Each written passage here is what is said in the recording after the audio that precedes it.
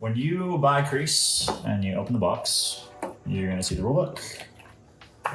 You're going to see 4 player pieces. We're going to describe this whole thing as a 2-player game. So I'm going to grab this salt to represent the capture, and this little vial of blood to represent demon. And then we're going to have our playing cards. At the bottom of this deck, you're going to find reference cards. There's 4 of them, 2 for the captured and 2 for the demon. We're going to pull out 1 for the captured and 1 for the demon. And then you have the deck of cards. Okay, so you're gonna pull out the deck, and the first time that you see it, it's gonna be very well organized. The cards that you're gonna need to set up should be these on the bottom here. So you're gonna take away this 4, this 2, this 2, this 1, and this 3.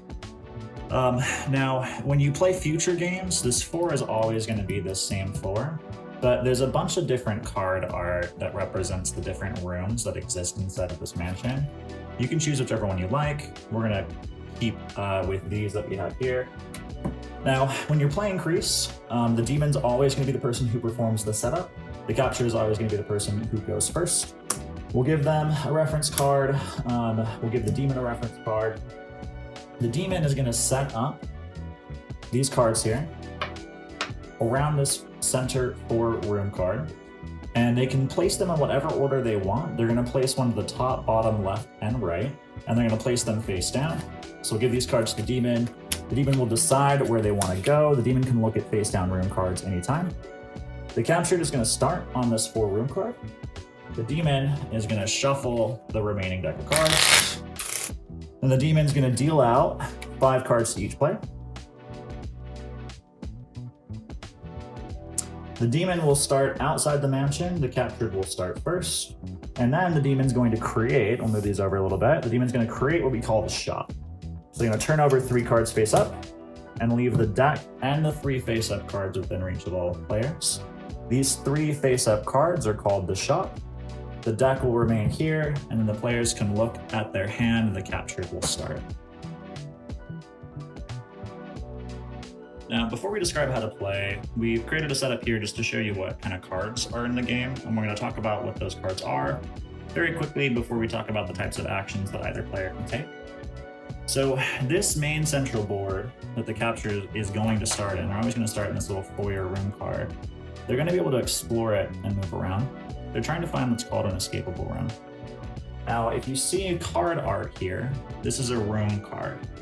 The other way to denote a room card is that it's going to have a little door symbol in it. And you'll notice that those door symbols always correspond to how many, or the value that's going to be on this card.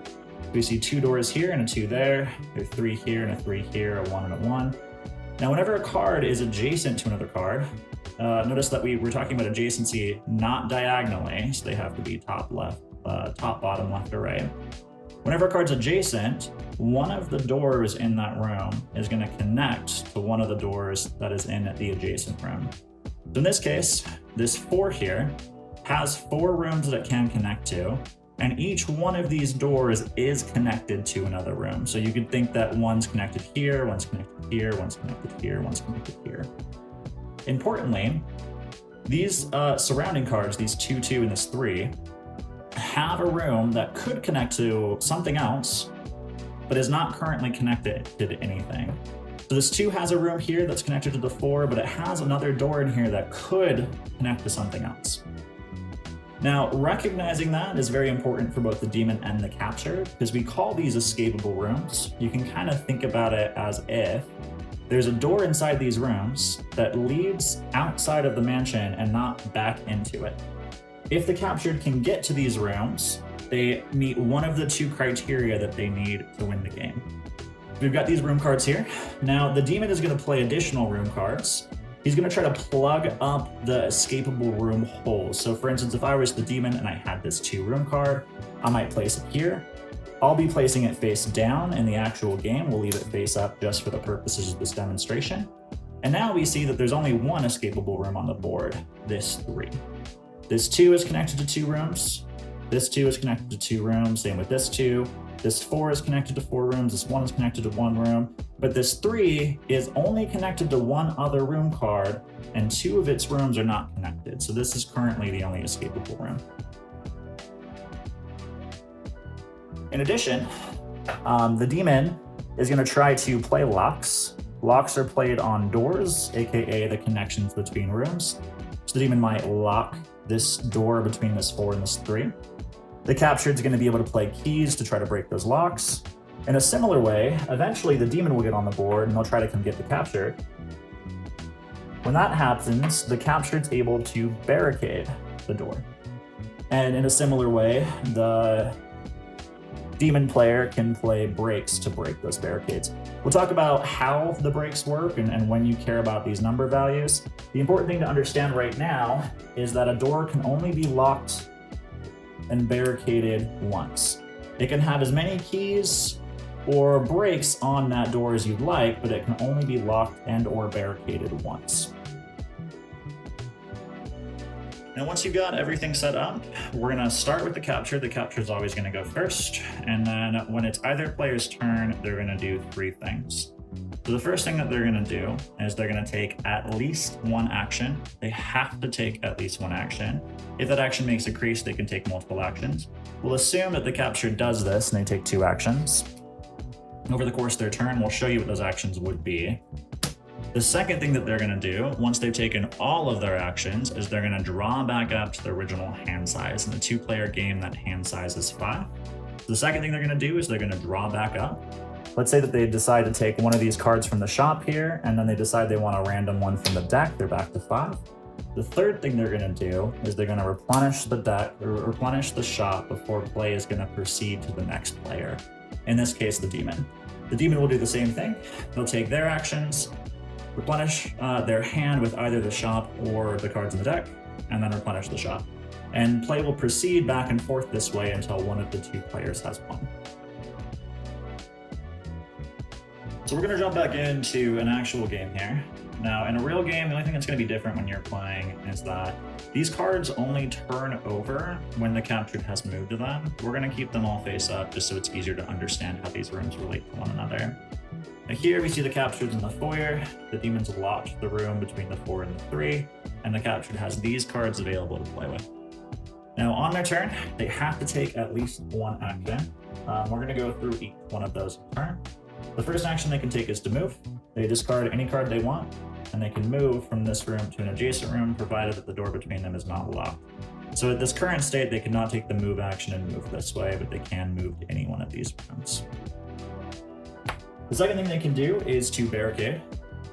So we'll kind of reverse this up, pretend that they're starting here again, and they decide to take the barricade action. They can barricade any door connected to the room that they're in. So they could barricade this, this, or this. If play progressed and there was a card that existed here, they could not magically barricade this room because they're not in it. They don't have access to its door. Next thing they can do is play a key. Now, the way that they get through locks is they have to play keys that have a value that is equal to or greater than the value of the thing that they're playing the key on. So in this case, if they played this 10 on the 9, this 10 value is equal to or greater than the 9, so they would discard it. Now, the other option is that, let's say that we have a different hand here, and they wanted to play this 8 to this key. They still can. They can still take the action to play the key and play this on top of here. This is going to sit here because the 8 is not bigger than the 9. On a future turn, they could play this 4, and now we add these values together and see if they're greater than the 9. In this case, 8 plus 4 is 12. It's greater than the 9, so this would work. It would open that lock, and all cards are discarded. The next action they can take is that they can pass their turn. Now, they may not want to pass their turn. It kind of depends on where they're at in the game, but if you remember, you have to take at least 1 action. So if it's their turn and they don't want to do anything else, pardon me while I'm just kind of resetting up our little board state here, they have to take at least that 1 action. That's where they would pass their turn. In order to pass their turn, they still have to discard a card. They discard it, draw back up, replenish the shop, and then turn will proceed to the demon. Now, the last thing the captured can do is to take the escape action. The escape action has 2 requirements in order for the captured to be able to take it. The first is that they are in an escapable room, which they're not currently. This 4 is not escapable. It's got 4 things connected to it. There are no free rooms that exist in this room, or free doors that exist in this room. Once they move, let's say in a prior turn they moved over to this 2 here, this is escapable, and that's the first of the 2 requirements that they need. The second requirement is that they need to be able to play a straight, which is 5 cards in ascending order. And they need to be able to play that from not just their hand. If it was just their hand, this would be really hard to meet. And you see that even then, they're still pretty close. They have a 4, 5, 6, and 7. In addition to that, they can also use what we call crease cards. So these cards in their hand are either hand cards or action cards if they're played. Crease cards refer to cards on the board that they can consider for escaping, taking the escape action, making a straight of 5 cards, or for making a crease. Now, in terms of the straight, the way that we do this, and there's a little reference in the bottom of the captured card, crease cards are any room that they're in and anything attached to the doors of the room that they're in. So currently, they're in this room with this 2 card. We could consider this 2 value when they're making a straight. So if they had a 2, 3, 4, 5, 6, they would win. They can take the escape action and play a straight because they can play a straight out of their crease cards and the cards in their hand. Currently, they don't have the 3 that they need, but you'll notice that the 3 is on the board. So perhaps when it becomes their turn and they get here, they could barricade this door, grab that 3, and hopefully the next round they'd be able to escape.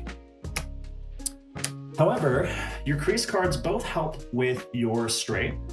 They also help with making creases out of the actions that you take. Now, we've alluded to 2 concepts here. The first is we have these crease cards can be used for making a crease, and then I mentioned that there's a way in this game to take more than 1 action on your turn. And the way that you do that is if when you're taking an action, your action is going to require that you remove one of these cards from your hand. You're either going to be removing it to discard, or you're going to be removing it to play to the board. That card is called your action card, and we're going to consider the value of your action card. And we're going to compare that to the values of your crease cards. In this case, the player is sitting on the 4, and that means that they get to use the 4 and the 9 because their crease cards are the room that they're in or anything attached to the room that they're in. And they're going to compare that to the value of their action card. And for the captured, they can crease in 3 ways. That action will crease in 3 ways. The first way is if the action card value and the crease card value add up to 10, that makes a crease. The second way is if the action card value and the crease card value are the same, that makes a crease. And the third way is if the action card value is 10. There's an example of each one of those here. If they were to take the move action, they discarded this 4. We would compare this 4 with one of their crease card values, in this case the 4. Those are duplicates, so they would discard this, and then they would get another action. They have to complete that action first. It's a common mistake that's made. Once they've completed that full action, now they can go again, essentially, and choose another action that's going to require taking another card out of their hands. If we were to rewind that, they could also have used the 6. So if they were to discard the 6 here to move, that 6 value would be compared to that 4 value. The 6 and the 4 added together make 10. Making 10 makes a crease. Now they can take another action. There's one final way they could do it with the current cards that they have in their hand, and that's by playing this 10. Whenever you play a 10 in crease, it doesn't matter what your crease cards are. You just automatically get another action. 10s automatically make a crease. Now, we've seen a couple different ways that they were playing their hand. If I were the captured, one of the things that I could do is I could say, I'm going to discard this 5 to move. The 5 does not make a crease. It's not a double. It doesn't add up to 10, and it is not a 10 itself. My turn would be over. I would draw back up. If I drew from the shop, I'd replenish, and turn would proceed to the demon. Another way the player could have played this is that they could have decided to play the 10 key on this lock. The 10's greater than the 9, so this would have opened that lock. Because the 10 made a crease, they get to go again. Then they could choose the 6 to move. The 6 plus the 4 makes 10, so they get to go again. Now they've completed that last action. Their last action did make a crease, and so with their next action, they could play this barricade here. So that sets them up in a little bit more of a strategic position if the demon were to get on the board. So you can see that they just took 3 actions with 1 turn versus 1 action. Making creases is the most powerful tool you're going to have in order to win the game. So you want to always be on the lookout for the best type of play that you can make. Now, we're going to talk about the demon's actions. the demon is going to have this reference card. You'll notice that it is double-sided. We're going to start with the side that says before building suspense. Now, we've got a mansion state here. Again, some of these might be turned over cards. Room cards that are added always start face down. They only turn over if the capture moves into them. We'll assume that everything's face up just to make the explanation here easier to understand. The first action that the demon can take is that because they control this mansion, they can add rooms to it. So if they have room cards in their hand, they can place them in positions around the board where they would fit. They're not allowed to place them into any position where they wouldn't fit. So an example of that would be this one room card is a dead end. You see it only has one door here that's already connected to something. It can't connect to anything else. So an illegal move for the demon in placing a room would be to try to place a 2 here. This 2 can connect to 2 cards, this 2 can connect to 2 cards, but this 1 can only connect to 1 card, and we're saying it can connect to 2. So this is an illegal placement. However, I could place it here. This 2 can connect to 2 cards, this 3 can connect to 2 cards, we're good. So the first requirement for placing a room is that it has to be placed in a legal position. The second requirement is that you cannot plug up the last escapable room. And that last escapable room cannot be this middle 4. So to give you an example of that, we'll fast forward and pretend that the demon has played a couple rounds, and then each turn they get more room cards and they can play those room cards somewhere. They could play one here. So this was escapable before playing, it is now not. Now the only escapable room on the board is this 3. They could not play this 1 here. This would plug the last escapable room on the board, and this is also illegal. So let's look at future turns. We'll pretend that they took the place of room action last turn. The next thing they can do is move a room. Now, they can move rooms to adjacent positions by taking 1 card out of their hand and discarding it. So we'll say that they discard this 1 room card. And they can move a room on the board to an adjacent position. They can also move it around corners.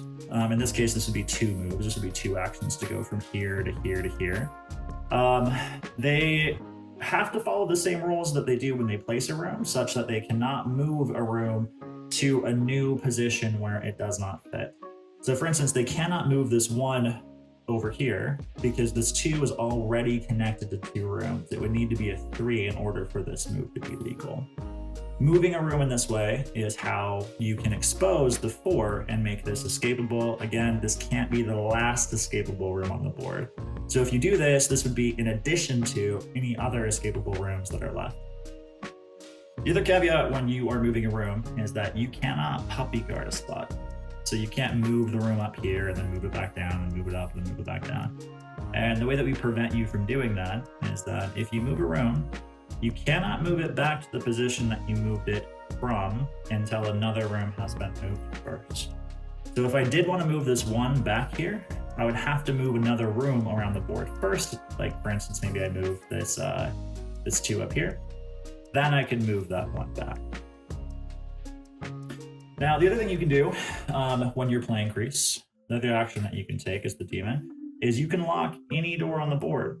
So the captured, while they're inside the mansion, they can only barricade doors that they're attached to the room that they're in. As the demon, you can lock any room that you want. And the last, or second to last action is that if you don't have anything that you want to do, you're bound by the same actions as the captured are, so you have to take at least 1 action. If you don't want to do anything, you can take the past action. In order to do that, you just discard 1 card. The last action that the demon can take is building suspense, and this is perhaps the most important action that they need to take, because taking it is what's going to help them win the game. Now, in order to take the build suspense action, there are 2 caveats. The first is just that the action cannot be taken on the first round of the game. The second is that it cannot be the result of a crease. So it has to be the only action that you take that round. If the demon were to take an action prior to that made a crease, they could not take another action and that action be the build suspense action. It has to be the only thing that you do that turn. It itself does not make a crease. To give you an example of that, the demon creases a little bit differently than the captured does. This is explained on the reference card. So the captured will crease if they make a 10, if they have a double, or if their action card is a 10. The demon only creases if they make a 10, or if the action card is a 10. However, they do have a little bit of a leg up in that while they're ethereal, their Crease cards are everything face up on the board. So if they wanted to, let's say, move this one room over, they could do that, and they could discard the 7 in order to do it. The 7 would crease off of, or would make a crease by comparing it to that 3 card, and they would get to go again. They could not go again and take that build suspense action. When they take the build suspense action, they're going to remove a card from their hand and discard it, but it's not going to go to the discard pile just yet. We're going to use it as a counter. We're going to put it face down in front of them. We'll put their piece on top of it. And then once they've taken this action, their turn's over, they will proceed to the capture. It comes back to them. They'll have the option to take this action again. And when they have done that 3 times, play proceeds to the capture, it goes back to them. On the following turn, once it becomes their turn and they have 3 cards here, then they're going to discard them, and they'll start in this foreground. I'm ignoring the fact that they should have been drawing in between these turns, just pointing that out in case that's confusing.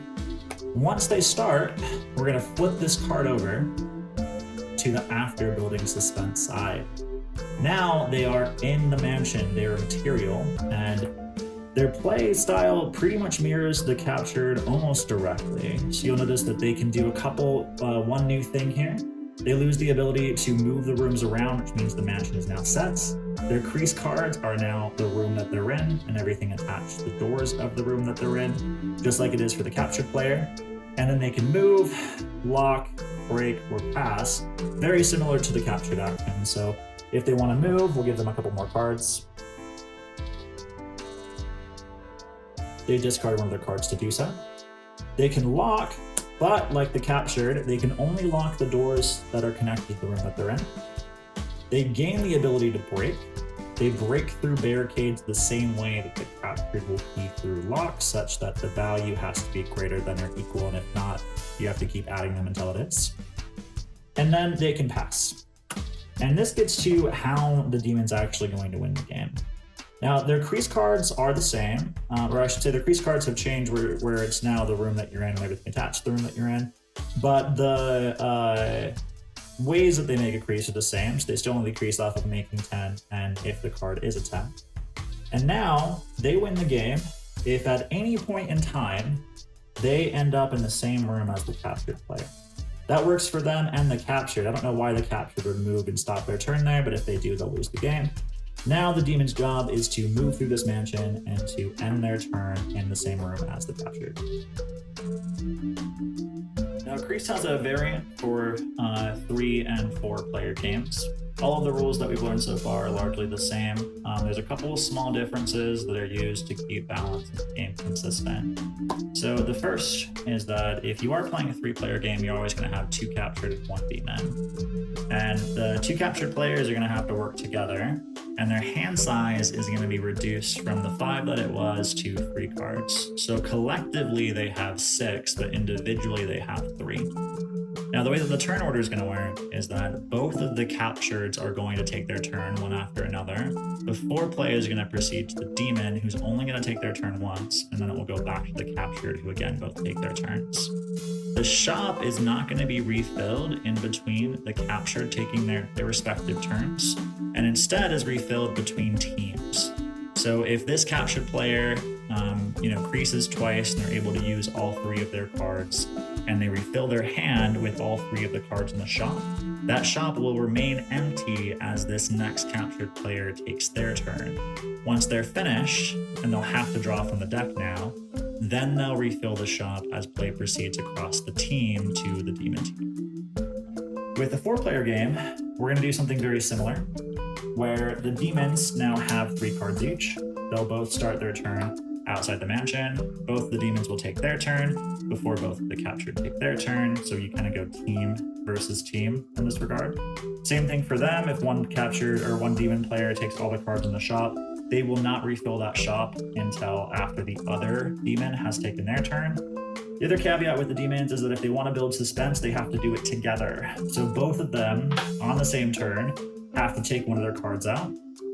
place it on their player pieces, draw up their cards, and then play proceeds back to the captured. They'll have to do this 3 times, just like they would in a normal game, but in this case, they'll end up building 6 cards worth of suspense by both taking that action 3 times. The last thing of note, there's a little caveat rule here where none of the players can share what cards are in their hand with each other. The captured and the demons both can talk about it, but they have to talk about it in such a way that the players across from them, the other team, can hear what it is that they are saying. So you're not allowed to show your cards. If you want to talk about your cards, you have to do so openly and within earshot of the other players. And that's it. Hope you guys enjoy it and have a good time.